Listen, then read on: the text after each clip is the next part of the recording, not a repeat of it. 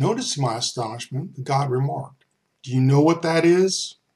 "Just some flimsy fiber," I answered. "A mere nothing," he said, "a plain human respect." Seeing that many boys were being caught by those straps, I asked, "Why do so many get caught? Who pulls them down?" "Go nearer and you will see," he told me. I followed his advice, but saw nothing particular or peculiar. "Look closer," he insisted. I picked up one of the traps and tugged, and I immediately felt some resistance. I pulled harder, only to feel that instead of drawing the thread closer, I was being pulled down myself. I did not resist and soon found myself at the mouth of a frightful cave. I halted, unwilling to venture into that deep cavern, and again started pulling the thread toward me. It gave a little, but only through great effort on my part. I kept tugging. After a long while, a huge, hideous monster emerged, clutching onto a rope which all those traps were tied together. He was the one who instantly dragged down anyone who got caught in them. "It won't do to match my strength with his," I said to myself. "I'll certainly lose. I better fight him with the sign of the cross and with a short invocation." Then I went back to my guide. "Now you know who he is," he said to me. "I surely do. It's the devil himself." Carefully examining many of the traps, I saw that each bore an inscription: pride, disobedience, envy, the sixth commandment, theft, gluttony, sloth, anger, and so on. Stepping back to see which ones trapped the greater number of boys, I discovered that the most dangerous one of those were impurity, disobedience, and pride. In fact, these three were linked together. Many other traps also did great harm, but not as much as the first two. Still watching, I noticed many boys running faster than the others. "Why such haste?" I asked. "Because they are dragged by the snare of human respect."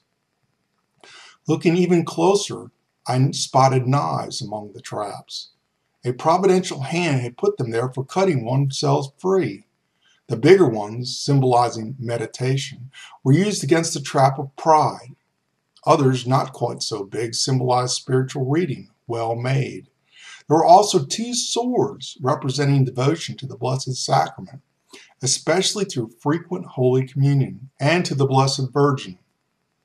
There was also a hammer, symbolizing confession, and other knives signifying devotion to Saint Joseph, to Saint Aloysius, and other saints.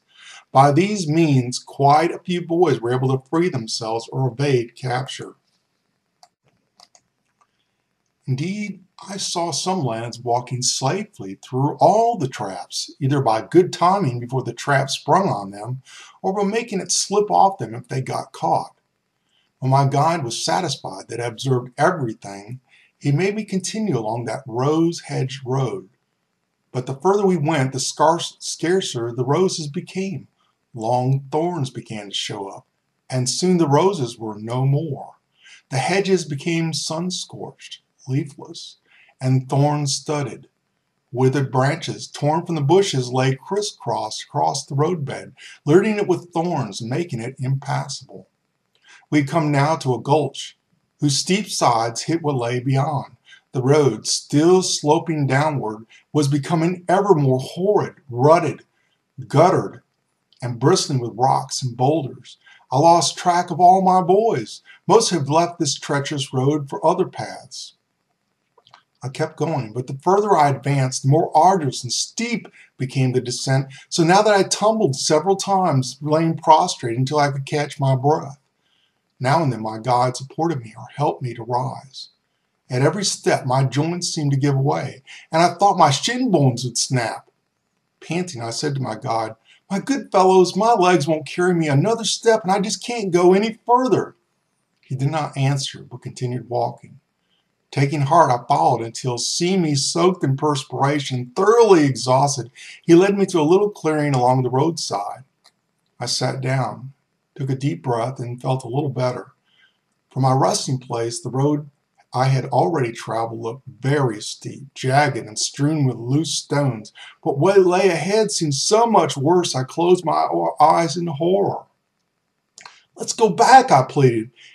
"If we go any further, how shall I get back to the oratory? I shall never find it up this slope." "Now that we have come so far, do you want me to leave you here?" my guide sternly asked. At this threat, I wailed, "How can I survive without your help?" "Then follow me." We continued our descent, the road now becoming so frightfully steep that it was almost impossible to stand erect. And then, at the bottom of this precipice, at the entrance of a dark valley, an enormous building loomed into sight. Its towering portal, tightly locked, faced the road.